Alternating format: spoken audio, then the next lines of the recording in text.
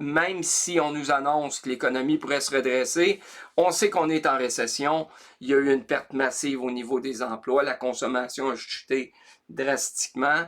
Moi, je crois que c'est une dépression qui ne dit pas encore son nom, parce qu'éventuellement, on va voir en aval les problématiques qui ont commencé à s'additionner entre elles en amont. Tout ce qu'on a vécu dans la crise jusqu'à présent a mis la table un petit peu à une problématique qui devrait être de plus en plus importante dans les prochaines semaines, prochains mois.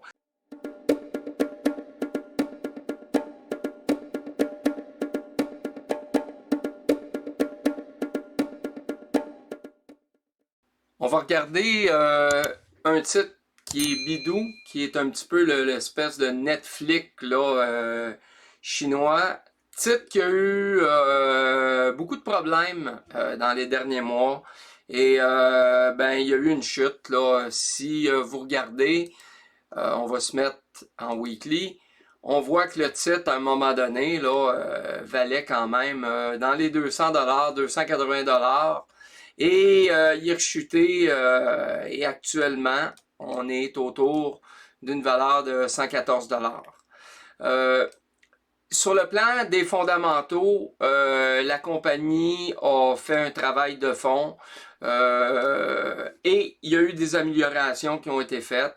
Et si vous regardez actuellement avec l'Ichimoku par rapport au Kumo, qui est l'espèce de nuage que vous observez ici, là, ce nuage-là ici, ben à plusieurs reprises, on est venu tester une des bandes du Kumo. Et là, actuellement, on semble vouloir peut-être amorcer un mouvement pénétrant à l'intérieur de celle-ci. Donc, ça pourrait être intéressant. L'Ichimoku, très, très intéressant par rapport aux tendances. Vous voyez que à partir du moment où on a percé ici et qu'on s'est mis à descendre et que l'Ichimoku lui-même prenait une orientation baissière, tant qu'on n'a pas traversé ce nuage-là, même s'il y avait des remontées dans la descente, ben globalement, on restait dans un contexte baissier. Là, actuellement, on fait une observation en weekly et on voit qu'on est venu tester en weekly à plusieurs reprises cette espèce de Kumo-là, qui est formé par deux types de moyennes très, très spécifiques. La Senkou Span A et B, qui sont pas calculées de la même façon, une sur 26 jours, l'autre sur 52 jours. Et là, actuellement, on vient retester ça au niveau du weekly. Et parce que les fondamentaux de la compagnie sont bons, je présume qu'on va avoir une augmentation. Beaucoup de sites comme Monthly Full ou Zach commencent à donner gain de cause à Bidou et on pense que actuellement, ce qu'on voit ici, là, c'est une espèce de zone sur laquelle on consolide et qu'il va y avoir une remontée. Au niveau du Kumo, par contre, on voit encore que parce que quand vous travaillez avec l'Ichimoku, pour ceux qui connaissent l'outil, ce qui est intéressant, c'est qu'elle nous fait de la prospective. L'Ichimoku nous donne une idée de ce qui risque de se produire. Et l'espèce de flèche que je viens de vous dessiner nous montre que le marché pourrait être encore baissier. Ce qui pourrait vouloir dire qu'on pourrait peut-être encore faire quelques mouvements comme ça avant peut-être de reprendre une hausse assez significative. Du moins, ça, c'est pour le weekly qu'on observe présentement.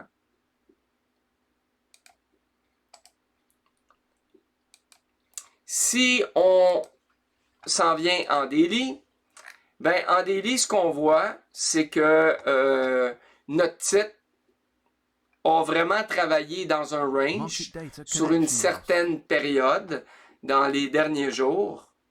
On va se mettre une petite ligne jaune ici. On voit qu'on a travaillé beaucoup au niveau de ce niveau-là. C'est un support, évidemment. Et ça, ici, on pourrait dire que c'est une résistance. Et là, on a fait un breach. On a vraiment fait un saut haussier. On a fait une cassure. Et là, il semble y avoir eu une espèce de rétraction, throwback, c'est caractéristique normalement. Et moi, je crois que le titre maintenant va reprendre le chemin haussier. Si on remet notre Ichimoku, ce qu'on va faire présentement,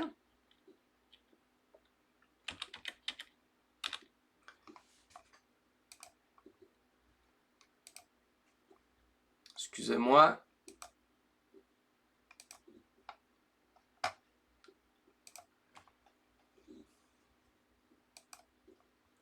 Donc, si on remet notre Ichimoku ici,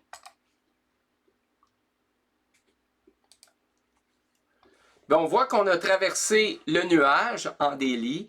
On voit que le nuage, contrairement au weekly, a pas mal cessé sa chute, a commencé à se redresser. On voit aussi que les deux moyennes mobiles, celles du Senkou Span A et B, commencent maintenant à converger les unes vers l'autre, les unes vers les autres. Et on est actuellement encore là, l'espèce de rétraction ici, là, c'est fait à ce niveau-là et on semble vouloir remonter ici. Évidemment, quand on va briser le ISI de la grande chandelle rouge qu'on voit sur le graphique, ça va être très, très, très significatif. Et il y a eu un croisement aussi de Senkou A, Senkou Span A et B. Donc, ça semble vouloir annoncer un mouvement aussi intéressant dans les prochains jours. Et on a eu aussi au niveau de nos autres indicateurs des signes qui étaient intéressants. On ne rentrera pas dans tous ces détails-là, c'est pas vraiment important pour nous. Je crois que ce titre-là a des fortes chances de nous impressionner parce que par rapport à son intrinsic value, par rapport à la valeur réelle de la compagnie, on est définitivement dans un prix qui est en décas de ce qu'il devrait valoir, de ce que ce stock-là devrait valoir.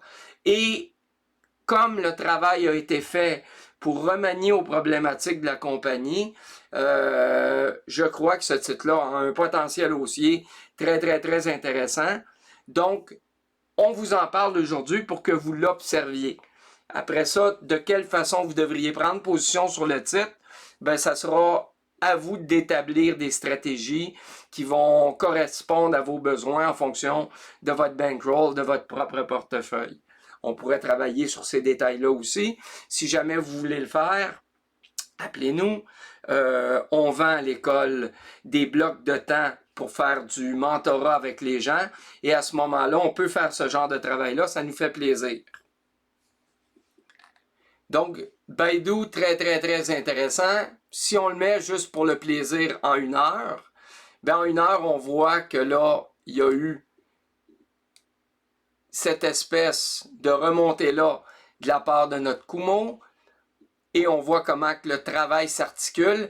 Et vous voyez, là, à ce niveau-là, comme à ce niveau-là, ça pourrait être des niveaux qui nous permettraient peut-être d'améliorer notre position. Si, admettons, on prend en considération qu'on a pris une position ici, ben, en dépassant ce niveau-là ici, on pourrait implémenter et on pourrait faire la même chose ici aussi.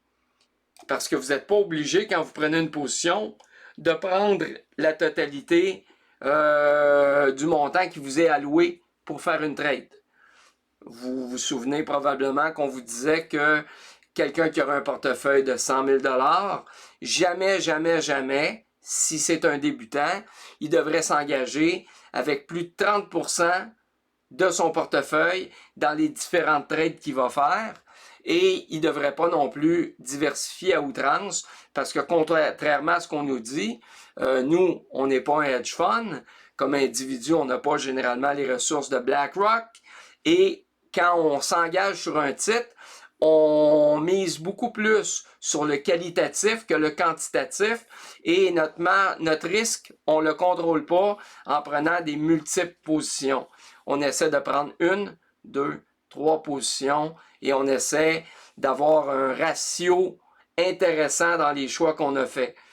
comme trader, notre travail de filtration importe énormément et notre façon d'aller pêcher des titres va faire toute la différence. Donc, il faut avoir plusieurs moyens pour remplir notre besace, éventuellement, pouvoir profiter des titres qu'on a mis de côté pour les trades futurs. Donc, on va travailler d'une façon rationnelle pour obtenir des réponses, ou plutôt mettre le doigt sur des titres qui pourraient nous être utiles dans un court délai ou un délai moyennement grand. C'est vrai pour des titres qui peuvent être haussiers et c'est vrai pour des titres qui peuvent être baissiers, évidemment. Donc, on a vu sur Bidou ce que je voulais vous montrer et on va faire une autre petite analyse aussi. On va faire une petite observation sur GDX, qui est une compagnie sur l'or.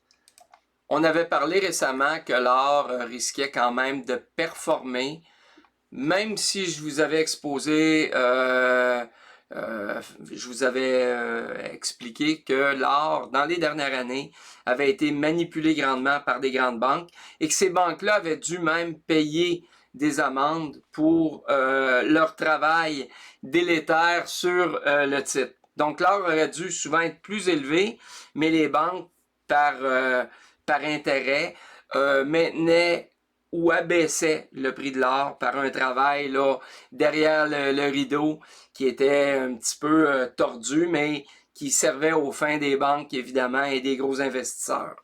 Donc, actuellement, même si on nous annonce que l'économie pourrait se redresser, on sait qu'on est en récession. Il y a eu une perte massive au niveau des emplois. La consommation a chuté drastiquement. Moi, je crois que c'est une dépression qui ne dit pas encore son nom, parce qu'éventuellement, on va voir en aval les problématiques qui ont commencé à s'additionner entre elles en amont. Tout ce qu'on a vécu dans la crise jusqu'à présent a mis la table un petit peu à une problématique qui devrait être de plus en plus importante dans les prochaines semaines, prochains mois. Malgré les investissements massifs qui ont été faits par les banques centrales au nom du gouvernement. Donc, dans le fond, ce qu'on fait présentement, quand on injecte massivement, c'est qu'on sauve une partie spécifique, certaines compagnies dans certains secteurs, mais on ne sauve pas l'économie au complet. Et cette aide-là, ben c'est l'endettement, c'est notre endettement qui, à un moment donné, devient de plus en plus important et on va avoir à payer le prix. Évidemment, la dette maintenant est rendue tellement grande dans certains pays qu'on peut penser qu'il pourrait y avoir des défauts de bilan, comme dernièrement, le Liban était plus en mesure de payer ses intérêts. On lisait aujourd'hui dans les journaux que Cuba demande un délai parce qu'elle pourrait faire face au même problème. Il y a plusieurs pays européens qui pourraient vivre cette problématique-là au premier rang. Et demain matin, si l'Allemagne sort de la zone euro, comme je crois qu'elle va le faire, ben il y a certains pays qui survivent encore actuellement, qui pourraient à ce moment-là là, vraiment vivre l'électrochoc et se retrouver dans une position où ils peuvent plus faire face à la musique. Et même ici, ça pourrait être le cas. Aux États-Unis, il y a des États entiers maintenant qui pourraient même faire des défauts de paiement. Avant, les villes pouvaient le faire, mais pas les États. McConnell, qui est le chef représentant des Républicains, a ouvert cette porte-là récemment. Bon, c'est pas encore sûr à 100%, mais ça pourrait aller jusqu'à là. On pourrait permettre aux États de déposer là, des bilans là, c'est des faillites, ni plus ni moins. Est-ce qu'on va le faire? Je pense pas, ça serait une mauvaise idée, mais on voit là que en haut lieu, on commence déjà à penser aux problématiques qui pourraient nous affecter. Évidemment, on ne nous dira jamais que l'avion est en train de tomber, qu'il n'y a plus de gaz dans le moteur, parce que ça créait des mouvements de panique. Donc, au niveau de l'or, actuellement, comme on nous annonce l'économie va reprendre, ben c'est pas vraiment surprenant de voir qu'on a eu une espèce d'inversion. OK, il y a eu une cassure là, sur une espèce de tendance. Si on garde la vieille tendance qu'on avait dessinée, qui est loin d'être précise, je vous l'accorde, Cette tendance-là, par contre, elle suit pas mal l'espèce de Kumo. On voit que le Kumo, en 1 heure, ben, on est venu le travailler à ce niveau-ci.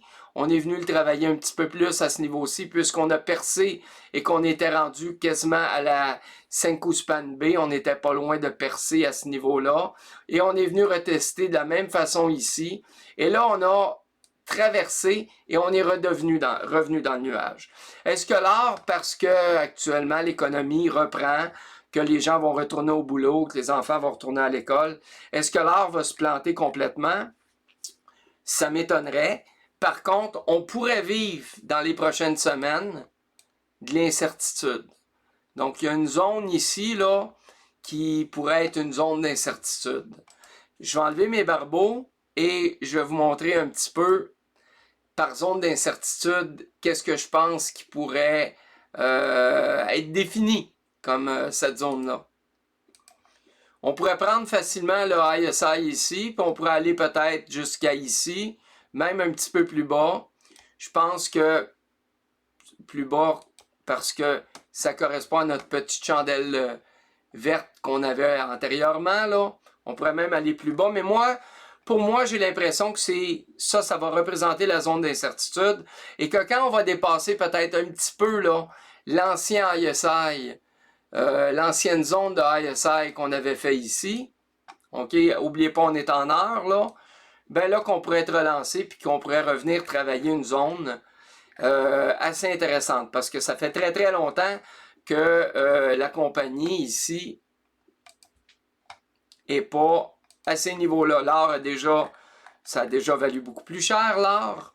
Mais là, vous voyez qu'on a déjà, cette compagnie-là a déjà eu pas mal plus de force, mais c'est pas dit éventuellement qu'elle pourrait pas en recouvrer encore pas mal. Quand vous regardez le XAU-USD sur les Contract of Difference, ce que vous voyez, c'est la différence, le différentiel entre l'or et la devise américaine. Quand vous prenez une compagnie tout court, ben cette compagnie-là, normalement, si elle est moindrement solide, si elle fait bien son travail, ben quand l'or monte, ben elle en profite puisqu'elle-même a fait du minage et elle vend l'or qu'elle mine. Donc, à un moment donné, là, il y a une corrélation.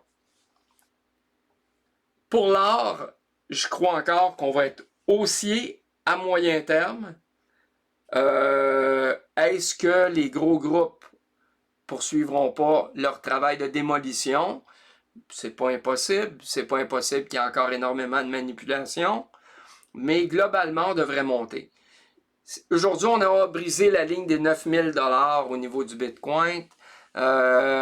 Juste vous dire que le Bitcoin est devenu indirectement une monnaie de référence aussi, comme l'or l'a été antérieurement. Et si la devise américaine reprend de la vigueur, le Bitcoin pourrait être affecté temporairement. Est-ce que je pense que ça va se maintenir?